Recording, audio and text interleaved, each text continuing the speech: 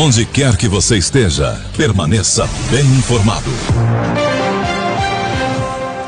A pensão alimentícia é um dos temas jurídicos que mais geram dúvidas, conflitos e processos no Brasil. Envolve não apenas o sustento de filhos menores, mas também questões relacionadas à guarda, convivência, revisão de valores e, em casos extremos, prisão por inadimplência. Para esclarecer os direitos e deveres das partes envolvidas e os principais pontos da lei, vamos conversar agora com a advogada Franciele Gonçalves, que é especialista em direito de família. Doutora, bom dia, obrigada por aceitar o nosso convite.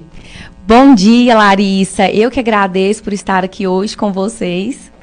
Prazer imenso ter a senhora aqui com a gente. Doutora, a gente já começa com a seguinte pergunta. A gente sempre ouve falar da pensão alimentícia, das suas penalidades. Mas, afinal de contas, o que é a pensão alimentícia e quem tem direito? Ótimo. A pensão alimentícia nada mais é do que um valor pago para custear as necessidades básicas de alguém.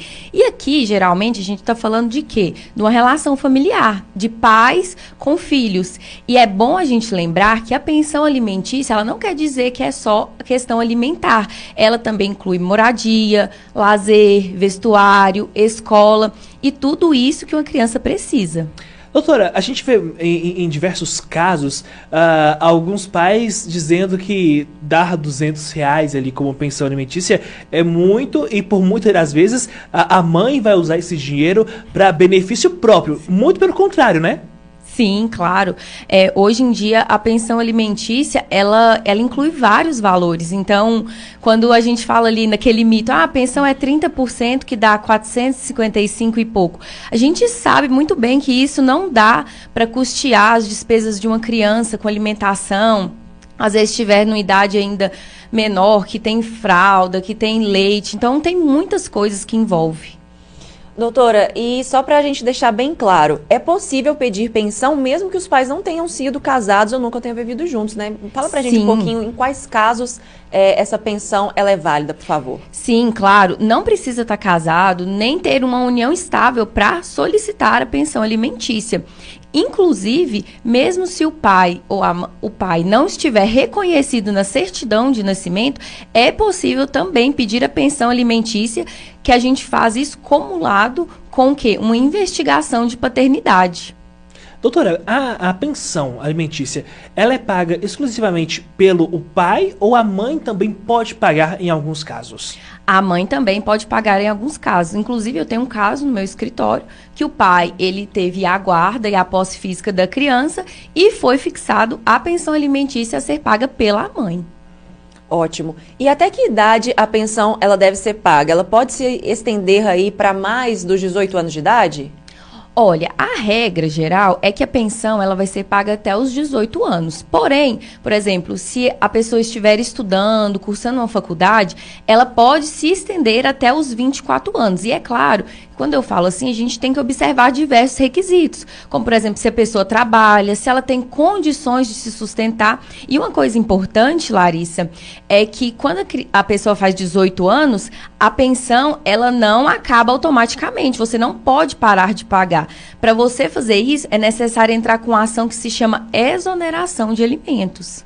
Ótimo. E é importante também esclarecer que ao longo, né, do processo, ao longo do crescimento do filho, essa pensão ela pode ser revisada se mudar, né, alguma coisa. Como que isso funciona, por favor, doutora? Sim, a pensão ela pode ser revisada tanto pelo pai quanto pelo filho. Quando, por exemplo, no caso, né, dos pais, a situação econômica mudou. Ficou doente, perdeu o emprego, teve um novo filho. Então, essa pensão pode sim ser revisada, tanto quanto pelo filho. Por exemplo, ficou sabendo que o pai conseguiu um emprego bem melhor, está ganhando muito mais, ficou doente, precisa de um plano de saúde, de um tratamento específico. Então, a qualquer momento, a pensão ela pode ser revisada. Doutora, e quando não há o pagamento da pensão, a prisão ela é imediata? Olha, quando não há o pagamento, na verdade, nós temos 2 modos de ingressar para cobrar essa pensão. Um modo é aquele que a gente vai, se a pessoa não pagar, vai atrás dos bens do devedor. Por exemplo, a gente pede bloqueio de contas, penhora de carro, moto, negativo o nome, e nós temos outro modo, que é a prisão. E aí, como que funciona, né, essa prisão? A gente solicita e o pai ou a mãe tem 3 dias para estar pagando essa pensão. E caso não pague, ocorre a prisão. E doutora, quando há uma mudança, né, de situação, como a senhora explicou agora há pouco, o que a pessoa precisa comprovar, de fato, com documentos, para que isso possa ser resolvido e aplicado na prática? Porque a gente vê, às vezes, que muda-se a situação e aí demora, né, há uma demora Sim. aí, tanto da justiça, às vezes, de atender aí, geralmente a mãe que fica ali no aperto, tendo que sustentar e às vezes até pedir emprestado para outra pessoa para conseguir arcar com todos os custos. Como que funciona isso, por favor? Sim, olha, nessas ações de revisão é muito importante, igual a Larissa falou, trazer essa questão da documentação. Então, assim, a mãe, por exemplo, eu quero aumentar a pensão. É claro que é difícil ela saber quanto que, por exemplo, o pai está recebendo naquele momento, mas nós temos meios hoje de buscar isso. Por exemplo, a gente pode solicitar os extratos bancários, né? Pode mandar intimar o INSS para saber como que está a situação. Geralmente, nesses casos, a mãe também traz, por exemplo, fotos, testemunhas que sabem que o pai está no emprego melhor, está ganhando mais. Então, a gente tem todos esses meios. Doutora Franciele conversando com a gente ao vivo aqui no Jornal da Manhã Patos, falando sobre pensão alimentícia. Doutora, e em casos de desemprego ou trabalho informal, como que a Justiça ela faz o cálculo da pensão? Olha, mesmo em casos de desemprego, a pensão é devida. A pensão não vai ser, por exemplo, devida num caso de assim, absoluta incapacidade. Então, tem um emprego informal, por exemplo, mas a pessoa então vai ter que juntar todos os seus extratos bancários, comprovando a sua renda. Se tiver um emprego por fora de autônomo, tem que juntar os ganhos que a pessoa recebe e tudo isso. Então, o juiz fixa essa pensão observando esses requisitos. Doutora, em alguns casos, quando no passado, quando não se cobrava-se a pensão, a mãe ficava ali responsável pela criação dos filhos e esse pai sumia, por vezes voltava e até que um dia, enfim, vai-se embora, se tem outra família. Quando passa dos 18 anos, é possível fazer uma cobrança de pensão retroativa ou passado aquele período, felizmente ou infelizmente, já não dá mais para ser cobrado? Olha, a pensão retroativa, infelizmente, ela não existe. A gente precisa do quê? Ter fixado a pensão judicialmente, né? Uma ação de alimentos. Se tiver a pensão fixada, a gente pode sim cobrar os atrasados. Agora, por exemplo, naquele caso, a mãe nunca entrou com a ação de alimentos, nunca correu atrás dos direitos do filho e agora quer cobrar a pensão de todo aquele período. Isso não é possível.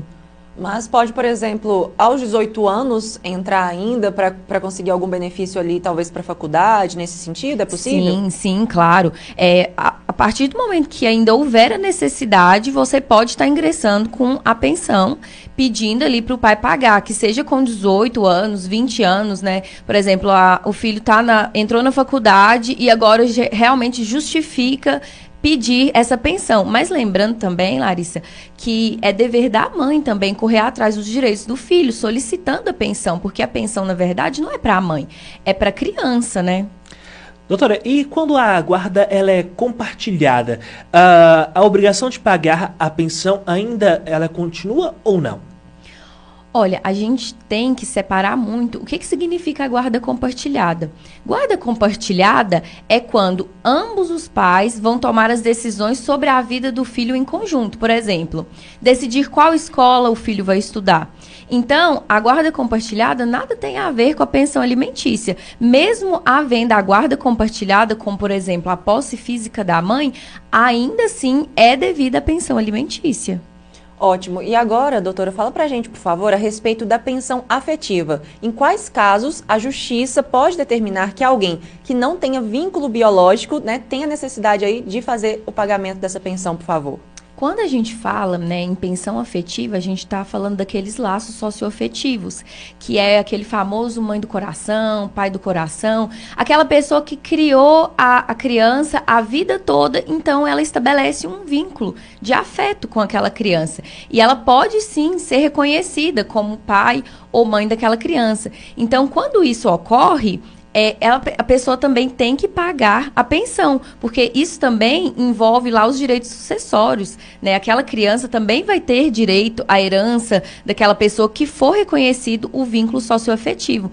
E esse reconhecimento, inclusive, ele pode ser feito de forma extrajudicial, desde que haja concordância, né, de todo mundo, ou se mesmo não houver, por exemplo, o pai fala, não tem vínculo, a mãe ainda assim pode, né, ingressar representando o filho com essa ação de paternidade socioafetiva, inclusive solicitando a pensão alimentícia afetiva. Estamos então falando sobre pensão aqui, você que está no Jornal da Manhã Patos. Infelizmente, nosso tempo é curto, né? É um tema bastante amplo, mas, doutora Franciele, muito obrigado pela participação da senhora aqui no Jornal da Manhã Patos. E esperamos a senhora de volta em breve, mas antes da gente poder encerrar essa nossa entrevista, qual conselho que a senhora dá de modo geral quando a gente fala sobre pensão alimentícia, tanto para o pai quanto para a mãe, quando a gente está falando unicamente do interesse da criança, do filho daquele casal?